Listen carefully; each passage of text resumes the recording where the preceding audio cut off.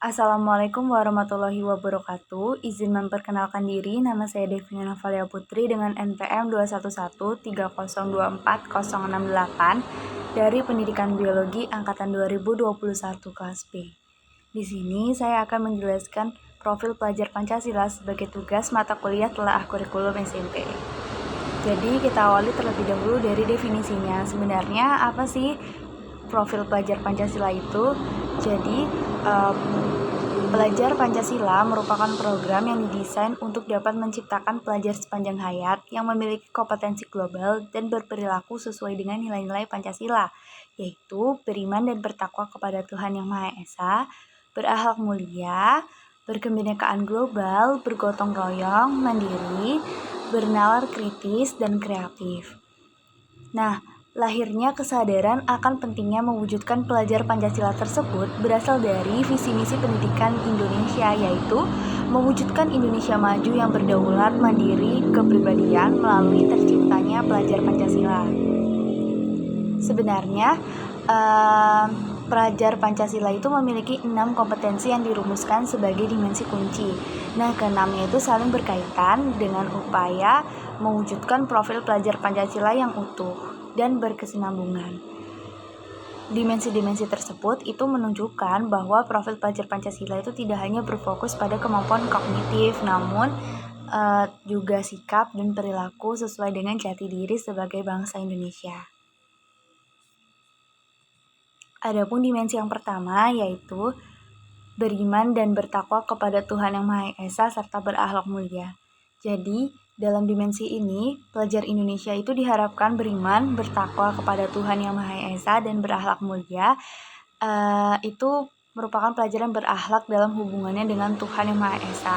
Ia memahami ajaran agama serta kepercayaannya dan menerapkan pemahaman tersebut dalam kehidupannya sehari-hari. Adapun elemen kunci dari beriman bertakwa kepada Tuhan Yang Maha Esa dan berakhlak mulia yaitu yang pertama ada iman dan takwa kepada Tuhan Yang Maha Esa, yaitu menerapkan pemahamannya tentang kualitas atau sifat-sifat Tuhan dalam kehidupan. Kemudian yang kedua ada akhlak pribadi, yaitu menyadari dan menjaga bahwa merawat diri itu penting dilakukannya bersamaan dengan menjaga dan merawat orang lain serta lingkungan di sekitarnya.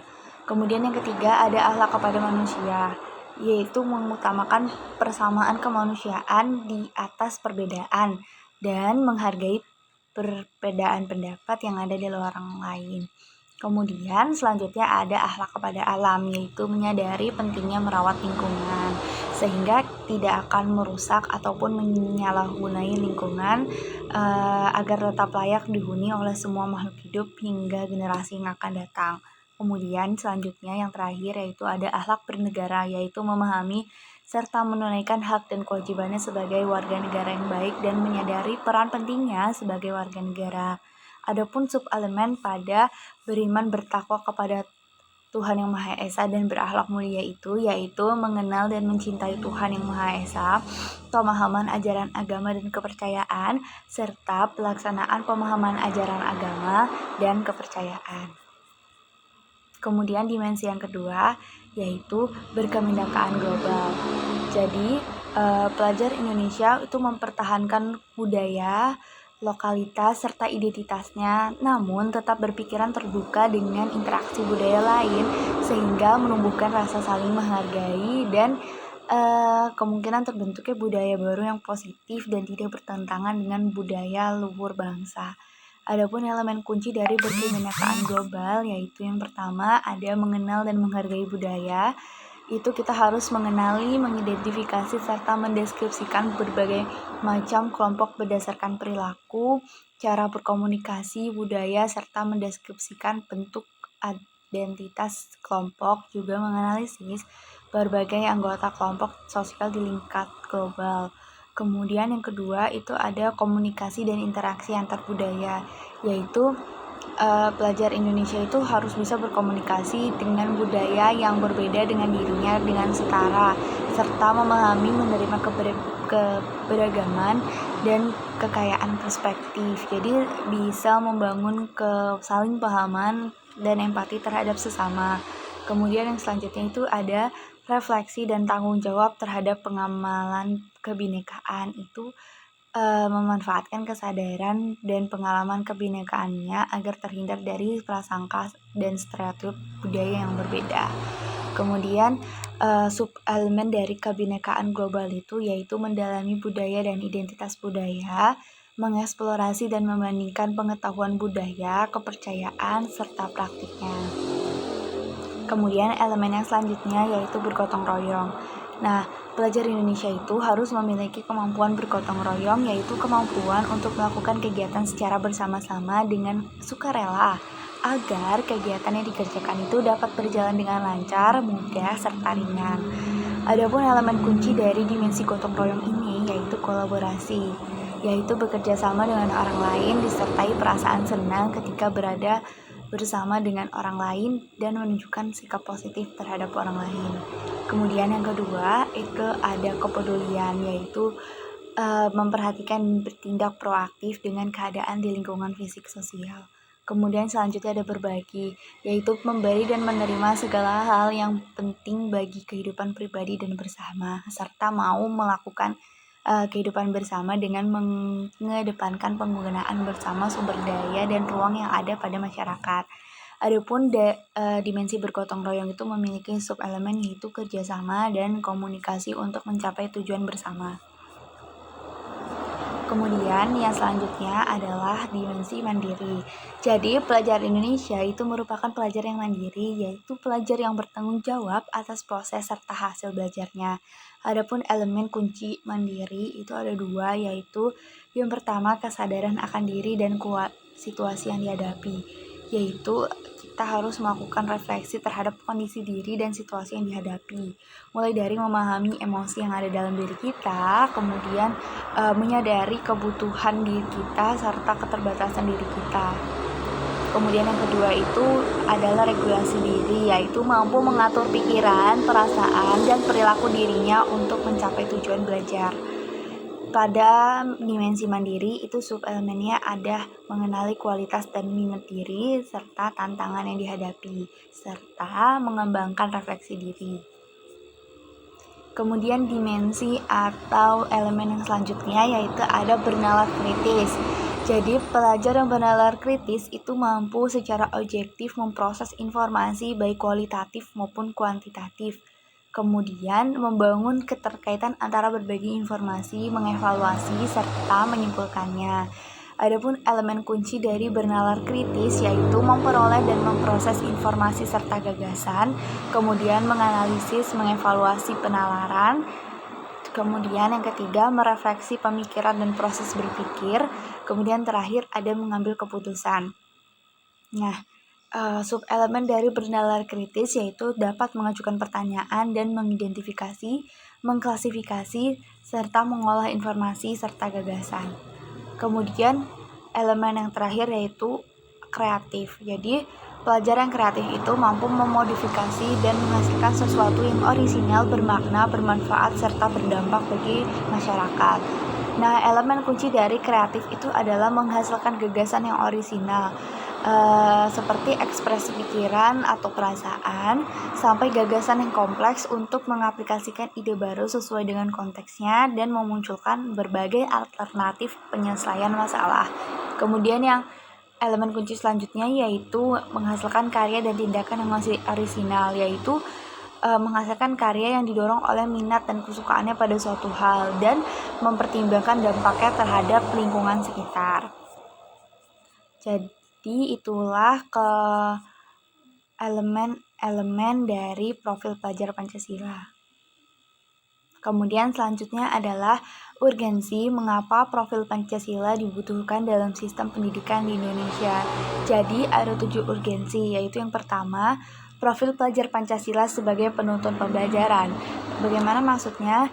Jadi profil pelajar Pancasila itu akan diharapkan menjadi bintang penuntun untuk menuju pendidikan nasional, yaitu menjadi penuntun kebijakan pendidikan serta menjadi pegangan pendidik dalam membangun karakter maupun kompetensi siswa agar sesuai dengan tujuan pendidikan nasional yang tercantum dalam Undang-Undang Republik Indonesia Nomor 20 Tahun 2003. Yaitu yang kedua, profil pelajar Pancasila sebagai upaya mencapai cita-cita bangsa, yaitu adanya bintang penuntun pembelajaran sebagai upaya untuk menciptakan cita-cita bangsa yang terkandung dalam Undang-Undang Dasar 1945.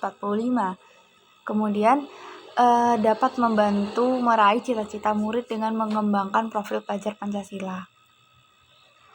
Kemudian yang ketiga, profil pelajar Pancasila untuk kesejahteraan jiwa raga. Jadi pada terjadi perubahan zaman itu menimbulkan dampak positif dan negatif pastinya. Kemudian murid-murid kita itu memerlukan pendidikan yang menanamkan keseimbangan diri. Jadi murid dapat beradaptasi dengan perubahan yang ada serta memiliki jati diri yang kuat dalam menghadapi keadaan yang dinamis atau tidak menentu. Kemudian yang keempat, profil pelajar Pancasila sebagai perumusan karakter dan kompetensi abad 21. Maksudnya itu adalah ketika tantangan dan tuntutan zaman itu terus berkembang, jadi kita harus mempersiapkan pelajar Indonesia untuk memiliki kompetensi abad 21 yang merupakan kompetensi wajib yang harus dikuasai, yaitu kemampuan dalam menyelesaikan masalah atau problem solving, berpikir kritis, komunikasi, kreativitas, serta berkolaborasi. Nah, kompetensi-kompetensi tersebut dapat dicapai dengan ketakwaan Tuhan Yang Maha Esa dan sikap mandiri.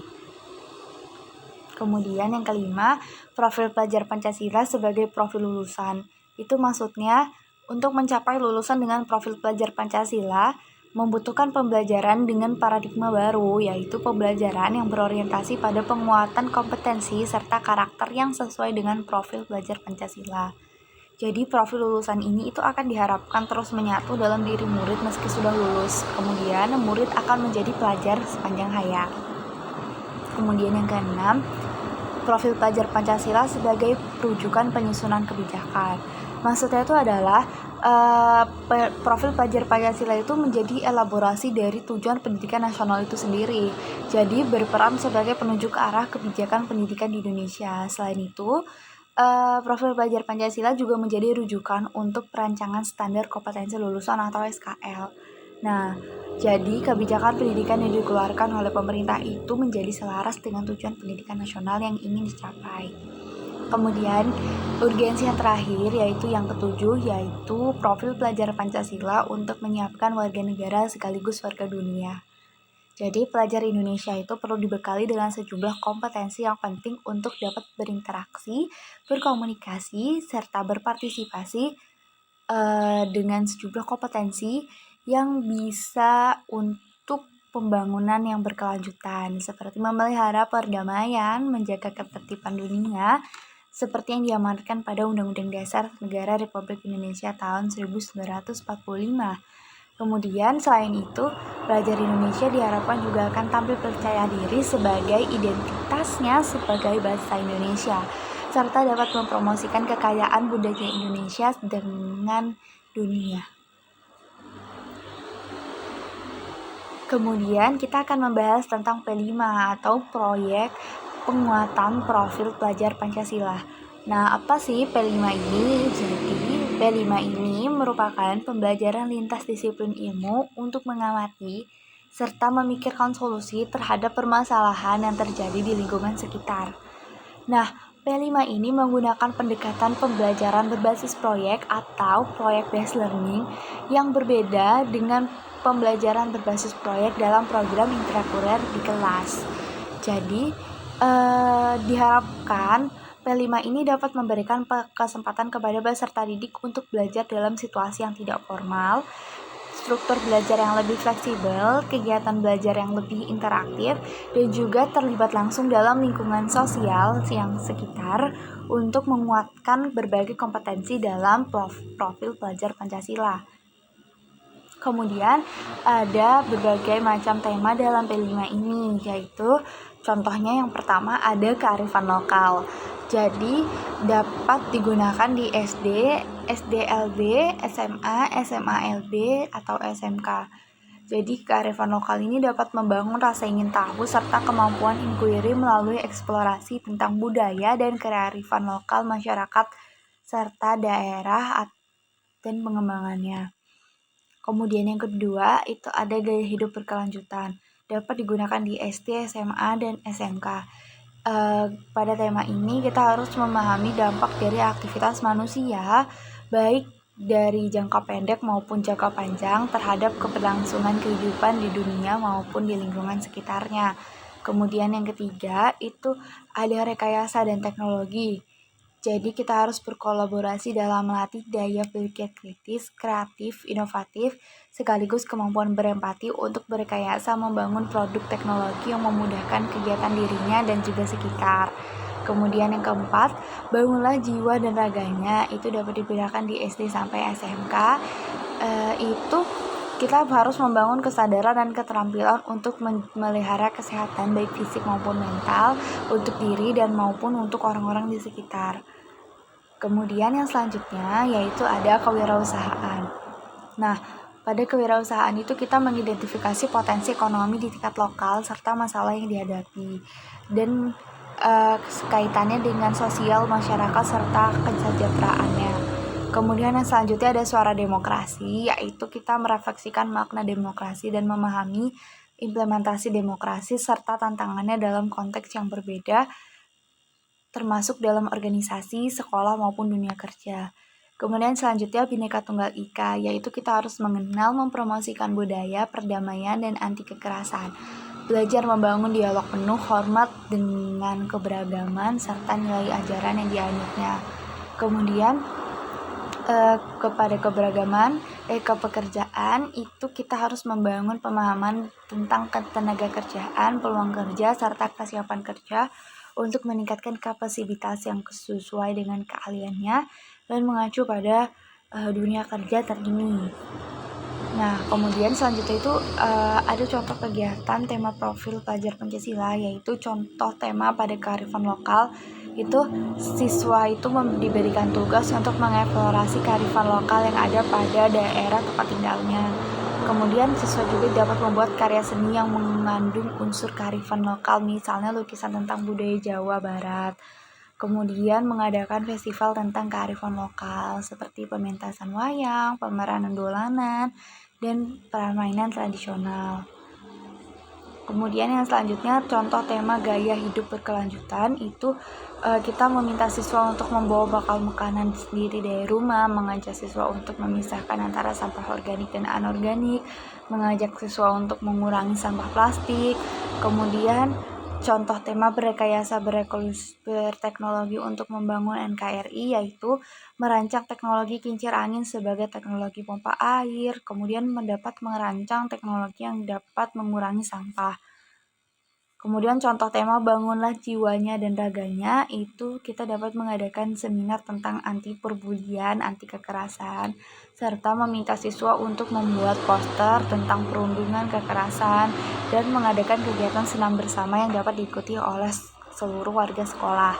Kemudian contoh tema kewirausahaan itu kita dapat mengolah barang-barang tidak terpakai di lingkungan menjadi karya seni yang bernilai ekonomis. Kemudian contoh tema suara demokrasi yaitu mengadakan pemilihan OSIS dan melakukan musyawarah untuk mencapai mufakat di kelas maupun sekolah. Kemudian yang selanjutnya tema Bhinneka Tunggal Ika, yaitu dapat menonton film edukatif tentang toleransi dan keragaman, kemudian mengajak siswa berdiskusi mengenai isu-isu terkini tentang keberagaman. Kemudian contoh tema tentang kepekerjaan yaitu meminta siswa untuk merumuskan pekerjaan impiannya di masa depan, kemudian mengajak siswa untuk mengenali diri serta potensi yang dimilikinya. Nah, kemudian tema budaya kerja itu kita meminta siswa untuk mengidentifikasi dan menganalisis budaya kerja di sebuah perusahaan melalui metode wawancara. Jadi dengan demikian siswa itu memiliki gambaran budaya kerja di suatu perusahaan. Kemudian yang selanjutnya itu ada tahap pelaksanaan proyek, yaitu ada yang pertama itu perencanaan proyek, yaitu merancang alokasi waktu dan dimensi profil pelajar Pancasila. Kemudian yang kedua itu ada membentuk tim fasilitas objek, yang maksudnya itu pemimpin itu melakukan fasilitas objek yang berperan untuk merencanakan P5 ini. Kemudian yang ketiga ada mengidentifikasi tingkat kesiapan sekolah. Nah, kemudian yang keempat ada pemilihan tema umum, jadi dapat memilih 2 tema atau 3 tema dari 7 tema yang tersedia, disesuaikan dengan lingkungan sekolah masing-masing. Kemudian yang kelima itu ada penentuan topik yang spesifik, yaitu dari tema besar itu dapat ditentukan juga ruang lingkup lagi yang spesifik sebagai proyek yang nanti. Kemudian yang keenam merancang modul proyek. Jadi tim fasilitasi yang tadi itu bekerja sama dalam merancang produk proyek serta berdiskusi dalam penentuan elemen dan subelemen profil, alur kegiatan proyek, serta tipe asesmen yang akan dibuat nanti yang pastinya harus sesuai dengan tujuan dan kegiatan proyek. Jadi perencanaan ini bisa dimodifikasi sesuai dengan kebutuhan dan kondisi sekolah masing-masing. Berikut yang dapat saya sampaikan. Terima kasih. Wassalamualaikum warahmatullahi wabarakatuh.